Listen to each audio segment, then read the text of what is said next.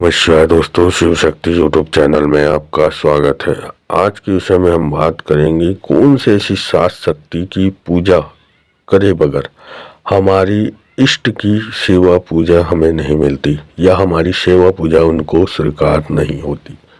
देखिए, किसी भी व्यक्ति को किसी भी देवता की पूजा करने से पहले इन सात शक्तियों को पूजा करना चाहिए।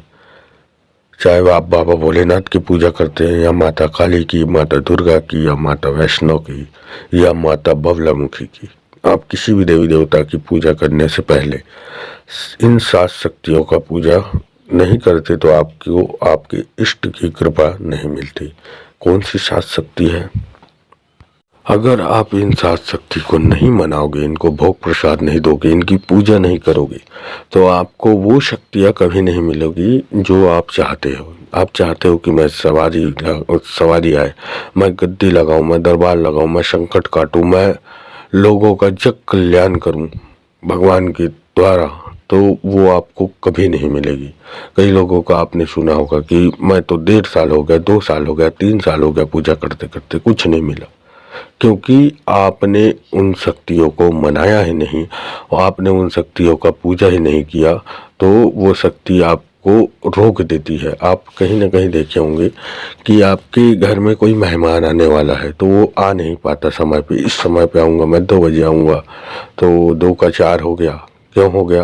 क्योंकि ट्रैफिक लग गया था, जाम में फंस गए थे, ये हो गया, वो हो गया, गाड़ी का पेट्रोल ख़त्म हो गया था, गाड़ी पंचर हो गई थी।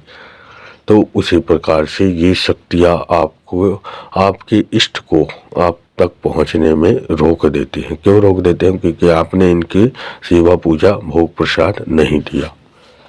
कौन सी वो सात शक्ति है? सबसे पहले शक्ति तो होती है आपके घर के पितृ। आपके घर के पितृ न इतने शक्तिशाली होते हैं कि वो देवता तक आपकी बात पहुंचाने के लिए सक्षम होते हैं, देवता को आपके प्रति मनाने के लिए सक्षम होते हैं।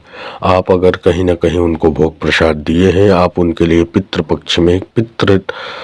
पक्ष में उनके लिए आप अगर उनको खाना निकाले हैं, कौवे को खाना खिलाया है, उनको जल दिए हैं, तो कहीं ना कहीं आपके पितृ आपकी बात को आपके इष्ट तक पहुंचाने के लिए सक्षम होते हैं। पहली शक्ति। दूसरी शक्ति होती है आपके घर की कुल देवी।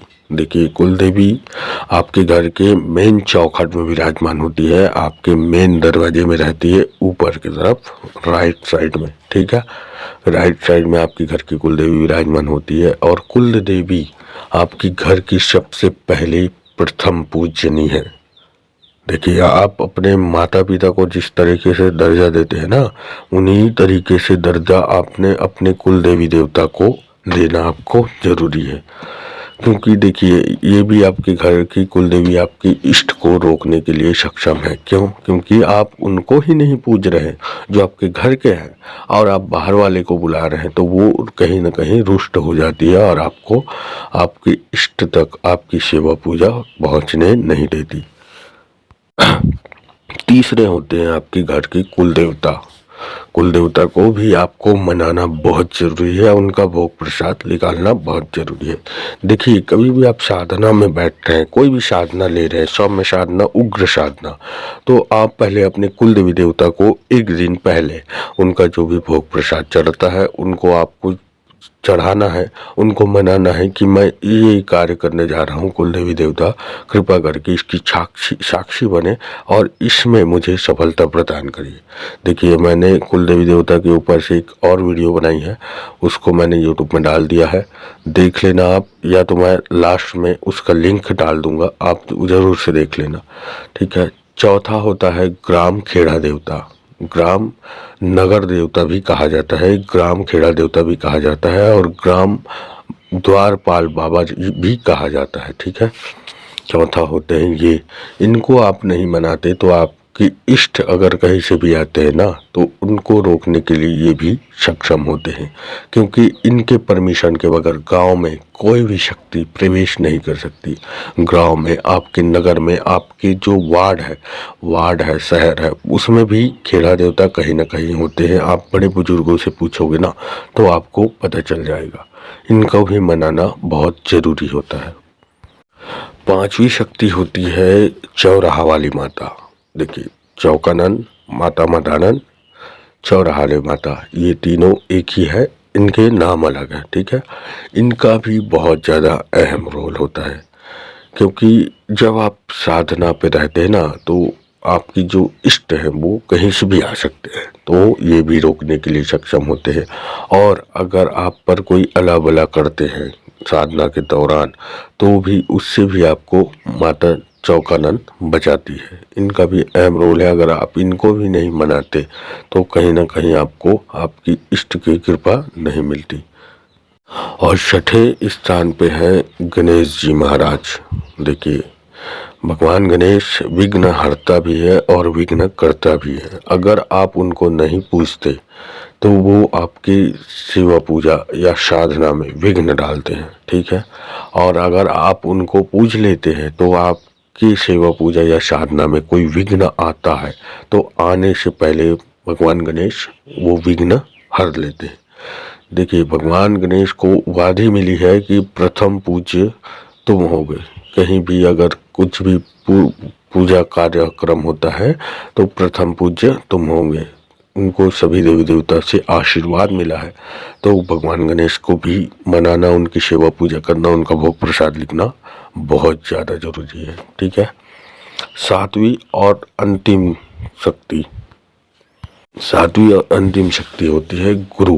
गुरु को भी आपको, अगर आपके गुरु हैं तो उनको भी आपको भोग प्रसाद निकालना बहुत जरूरी है, क्योंकि गुरु को आप अगर नहीं मानते ना, तो गुरु ही आपके कार्य में विघ्न डाल देते हैं।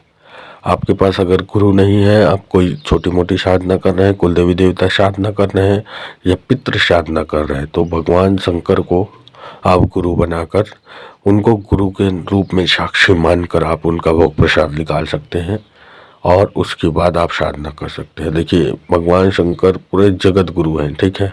गुरु की उपाधि सबसे पहले भगवान शंकर को मिले हैं और भगवान शंकर ही सबसे पहले गुरु रहे हैं। सब विश्व गुरु हैं, विश्व के सबसे पहले गुरु भगवान शंकर है। तो आप भगवान शंकर को भी गुरु रूप में धारण कर सकते हैं, आपका अगर गुरु नहीं है तो। और अगर आपके देहधारी गुरु है तो आप उनके नाम से उनका भोग प्रसाद निकाल के आप सेवा पूजा स्टार्ट कर सकते हैं, साधना स्टार्ट कर सकते हैं। अब सुनिए कि मनाना कैसे है, इनको मनाना कैसे है। देखिए, आप किसी भी, जैसे कि आप सोमवार से साधना शुरू कर रहे हैं तो आप शनिवार को, ठीक है, शनिवार रविवार सोमवार, शनिवार को आप पहले अपने पितरों के नाम से भोग प्रसाद निकाल दीजिए। पूड़ी चलता है तो पूड़ी बनाइए, हलवा पूड़ी चलता है हलवा पूड़ी बनाइए, खीर पूड़ी बना सकते हैं, मीठा या कोई भी मिठाई ला सकते हैं 5 प्रकार की, आप उनको 11 पर उनके भोग देंगे।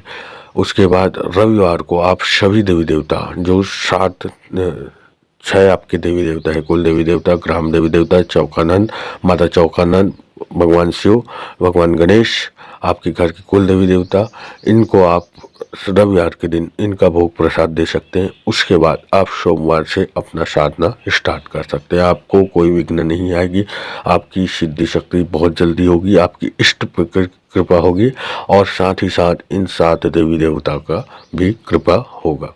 तो मुझे आशा है जानकारी आपको पसंद आई होगी। चैनल पर नए हैं तो चैनल को लाइक कीजिए, शेयर कीजिए, सब्सक्राइब कीजिए। मिलते हैं नई जानकारी के साथ नई वीडियो में, तब तक के लिए ओम नमः शिवाय, ओम नमः शिवाय, ओम नमः शिवाय।